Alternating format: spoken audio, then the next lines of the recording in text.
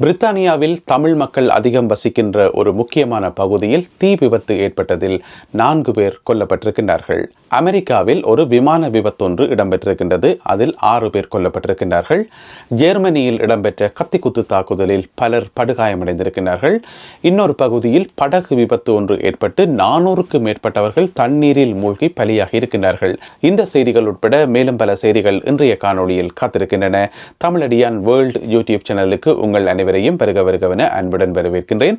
கடந்த 24 மணி நேரத்தில் உலகம் முழுவதும் என்ன நடைபெற்றது, முக்கியமான நிகழ்வுகளின் தொகுப்பாக இந்த காணொளி இருக்க போகின்றது. எனவே இது போன்ற உலக செய்திகளின் தொகுப்பை ஒவ்வொரு நாளும் தெரிந்து கொள்ள தமிழடியான் வேர்ல்ட் யூடியூப் சேனலை மறக்காமல் சப்ஸ்கிரைப் பண்ணுங்கள். இன்று மே மாதம் 24ஆம் தேதி 2025ஆம் ஆண்டு சனிக்கிழமை. வாருங்கள் காணொளிக்குள் போகலாம். லண்டனின் வடமேற்கு பகுதியில் இருக்கின்ற பிரென் நகரில் இன்று சனிக்கிழமை அதிகாலை 1:40 அளவில் 2 வீடுகள் தீப்பிடி தெரிந்திருக்கின்றன.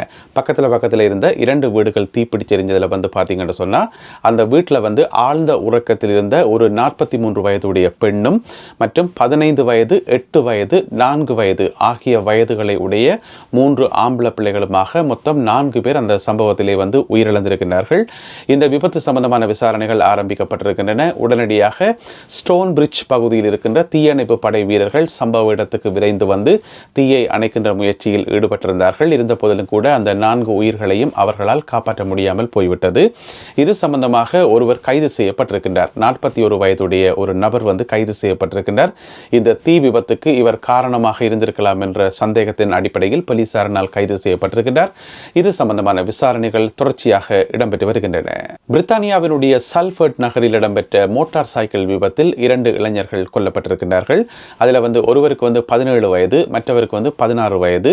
இந்த சம்பவம் நேற்றிரவு 8:20 அளவில் நடந்திருக்கின்றது. முதலில் இந்த விபத்தில் படுகாயமடைந்த குறித்த 2 இளைஞர்களும் மருத்துவமனையில் சேர்ப்பிக்கப்பட்டார்கள். அதனை அடுத்து மருத்துவமனையில் அவர்கள் சிகிச்சை பலனில்லாமல் உயிரிழந்திருக்கிறார்கள். இது சம்பந்தமான விசாரணைகளையும் போலீசார் ஆரம்பித்துள்ளார்கள். ஜெர்மனியினுடைய ஹம்பர்க் நகரில் நேற்று வெள்ளிக்கிழமை மாலை கத்திக்குத்து சம்பவம் ஒன்று இடம்பெற்றிருக்கிறது. இது ஒரு மிகப்பெரிய கத்திக்குத்து சம்பவம். என்னென்னு சொன்னால், அங்கே இருக்கக்கூடிய ஒரு தொடருந்து நிலையத்தில் ரயில்வே ஸ்டேஷனில் இருந்து வெளியில் கொண்ட பயணிகளை இலக்கு வைத்து பெண் ஒருவர் நடத்திய கத்திக்குத்து தாக்குதல் இது. இதில் 17 பேர் காயமடைந்திருக்கிறார்கள். அந்த 17 பேரும் மருத்துவமனையில் சேர்ப்பிக்கப்பட்டிருக்கிறார்கள். அந்த 17 பேரில் 4 பேருடைய நிலைமை கவலைக்கிடமாக இருக்குன்னு சொல்லப்படுகிறது. ஒரு பெண் 17 பேரையும் குத்தும் வரைக்கும் அருகில் இருந்தவர்கள் தடுக்கவில்லையா அல்லது யாரும் அதை கவனிக்கவில்லையா என்று சொல்லி மிகப்பெரிய சந்தேகங்கள் இருக்குது, மிகப்பெரிய கேள்விகள் இருக்குது. இருந்த போதிலும் கூட குறிப்பிட்ட அந்த பெண் இப்பொழுது ஜெர்மன் போலீசாரினால் கைது செய்யப்பட்டிருக்கின்றார். விசாரணைகள் இடம்பெறுகின்றன.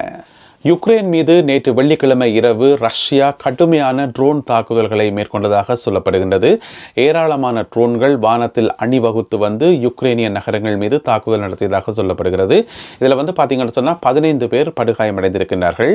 அதேவேளையில் யுக்ரைனிய ஜனாதிபதி செலன்ஸ்கி அவர்கள் ரஷ்யா மீது சர்வதேச நாடுகள் இன்னும் கடுமையான பொருளாதார நெருக்கடியை கொடுக்க வேண்டும், முற்றுமுழுதான ஒரு பொருளாதார முடக்கத்தை கொண்டு வர வேண்டும் என கோரிக்கை வைத்திருக்கின்றார். ஏனென்று சொன்னால், பொருளாதார நெருக்கடியால் மட்டும்தான் விளாடிமிர் புட்டின் அவர்களை கட்டுப்படுத்த முடியும் என யுக்ரைனிய ஜனாதிபதி தெரிவித்துள்ளார். சிரியா மீது அமெரிக்கா விதித்திருந்த சகல தடைகளும் நீங்குவதாக அமெரிக்க ஜனாதிபதி டொனால்ட் ட்ரம்ப் அவர்கள் அறிவித்திருக்கின்றார். உங்களுக்கு தெரியும், சிரியா மீது 2020ஆம் ஆண்டில் இருந்து கடுமையான தடைகள் விதிக்கப்பட்டிருக்கிறது. சகல விதமான தடைகளும் அமெரிக்காவில் விதிக்கப்பட்டிருக்கிறது. எனவே அமெரிக்கா தடை விதிக்குது என்று சொன்னால் ஏனைய உலக நாடுகளும் சேர்ந்துதான் அந்த தடைகளை விதிக்கும். எனவே அப்படியான ஒரு கடுமையான தடை விதிக்கப்பட்டிருந்தது. இப்பொழுது அந்த தடைகள் அனைத்தும் நீங்குவதாக அமெரிக்க ஜனாதிபதி அறிவித்திருக்கின்றார். ஏனென்று சொன்னால், சிரியாவில் கடந்த டிசம்பர் மாதம் ஒரு ஆட்சி மாற்றம் ஏற்பட்டு இப்பொழுது புதிய நிர்வாகத்தினுடைய கையிலே சிரிய அரசாங்கம் இருக்கின்றது. முன்னர் சிரியாவினுடைய ஜனாதிபதியாக இருந்த ஆசாத் அங்கிருக்கக்கூடிய பல்வேறுபட்ட குழுக்கள், பயங்கரவாத குழுக்களுடன் நெருங்கிய தொடர்பில் இருந்தார். அந்த குழுக்களை இவர் ஊக்குவித்தார் என்று சொல்லி பல்வேறு விதமான குற்றச்சாட்டுகள் சொல்லப்பட்டன. இப்பொழுது புதிய நிர்வாகத்தின் கீழ் சிரியா இயங்குவதன் காரணமாக அமெரிக்கா தடைகளை நீக்கியுள்ளது. ஒரு நாட்டில் வெப்பநிலை 50 பாகை செல்சியஸை தாண்டி இருக்கிறது. சாதாரணமாக பார்த்தீங்கன்னு சொன்னால், இங்கே இங்கிலாந்தாக இருக்கலாம் அல்லது ஏனைய ஐரோப்பிய நாடுகள், கனடா போன்ற நாடுகளாக இருக்கலாம். வெயில் ஓரளவுக்கு ஒரு 18-19 பாக வெயில் வந்தாலே எங்களுக்கு வெயில் சுடுற மாதிரி இருக்கும். அல்லது 20-25 பாக வெயில் போனால் தாங்க முடியாமல் இருக்கும். ஏன்னு சொன்னால், நீண்ட காலமாக நாங்கள் குளிருக்குள்ளே இருந்து இந்த வெயில் அதிகரிக்கும் போது தாங்க முடியாமல் இருக்கும். ஆனால் ஒரு நாட்டில் வந்து 50 பாகை செல்சியஸுக்கு மேலே வெயில் போயிருக்குது. அது எந்த நாடுன்னு சொன்னால் யுனைடெட் அரபு எமிரேட்ஸ், அதாவது ஐக்கிய அரபு ராச்சியம். அங்கே வந்து நேற்று வெள்ளிக்கிழமை பதிவான வெப்பநிலை எவ்வளோன்னு பார்த்தீங்கன்னு சொன்னால் 50.4 பாகை செல்சியஸ். பெரும்பாலும் ஐரோப்பிய நாடுகளில் இருந்து ஐக்கிய அரபு ராச்சியத்துக்கு செல்பவர்கள், சுற்றுலாவுக்கு செல்பவர்கள் நவம்பர் டிசம்பர் போன்ற குளிர்காலங்களில் மட்டும்தான் செல்வார்கள். ஏன்னு சொன்னால் அப்போ தான் அங்கே வந்து வெயில் வெப்பநிலை ஓரளவு கட்டுப்பாட்டுகள் இருக்கும். எனவே இந்த சம்மர் டைமில் வந்து யாராவது யுனைடெட் அரபு எமிரேட்ஸுக்கு போகிறதாக இருந்தால் 1க்கு 4 தரம் வெப்பநிலையை செக் பண்ணிட்டு போங்க. மியான்மர் நாட்டில் ஏற்பட்ட படகு விபத்தில் 427 பேர் கொல்லப்பட்டிருக்கிறார்கள். உங்களுக்கு தெரியும், மியான்மர் நாட்டில் வந்து ரொஹிங்கியா இன மக்கள்னு சொல்லி ஒரு இன மக்கள் வாழினம். அந்த ரொஹிங்கியா இன மக்களை வந்து மியான்மர் நாட்டு அரசாங்கம் வந்து எப்போவுமே வந்து தாக்கி கொண்டே இருக்கும், அவர்களை வந்து படுகொலை செய்து கொண்டே இருக்கும். அதில் வந்து நிறைய பேர் கொல்லப்பட்டிருக்கிறார்கள். எனவே அவர்கள் வந்து தொடர்ச்சியாக நாட்டை விட்டு வெளியேறி கொண்டே இருக்கிறார்கள். அண்மையில் கூட உங்களுக்கு தெரியும், இலங்கையில் வந்து முல்லைத்தீவு பகுதியில் ஒரு படகுல வந்து ஏராளமான மியான்மர் அகதிகள் வந்து சேர்ந்திருந்தார்கள். அதே போல ஏனைய நாடுகளுக்கும், பங்களாதேஷ், பாகிஸ்தான், இந்தியா போன்ற பல்வேறு நாடுகளுக்கு அவர்கள் தொடர்ச்சியாக போய்கொண்டிருக்கிறார்கள். அதிலேயும் வந்து பார்த்தீங்கன்னு சொன்னால் பங்களாதேஷுக்கு வந்து இதுவரைக்கும் 7,40,000 பேர் போயிருக்கிறோமாம் அகதிகளாக இடம்பெயர்ந்து. இந்த மாதிரி போகைக்குள்ள வந்து கடலில் வந்து படகுகள் மூழ்கி நிறைய பேர் அதில் உயிரிழக்கிற சம்பவங்களும் தொடர்ச்சியாக நடந்து கொண்டு வருது. இப்போ பார்த்தீங்கன்னு சொன்னால் இப்போ நடந்த விபத்தில் வந்து 2 படகுகள் மூழ்கி இருக்குது. அதில் வந்து 427 பேர் கொல்லப்பட்டிருக்கிறார்கள். இந்த தகவலை UNHCR வெளியிட்டுள்ளது.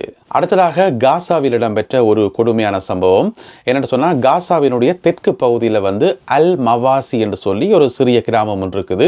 அந்த அல் மவாசி கிராமத்தில் வந்து ஒரு லொரி ஒன்று போயிருக்குது கோதுமை மாக்களை ஏற்றி கொண்டு.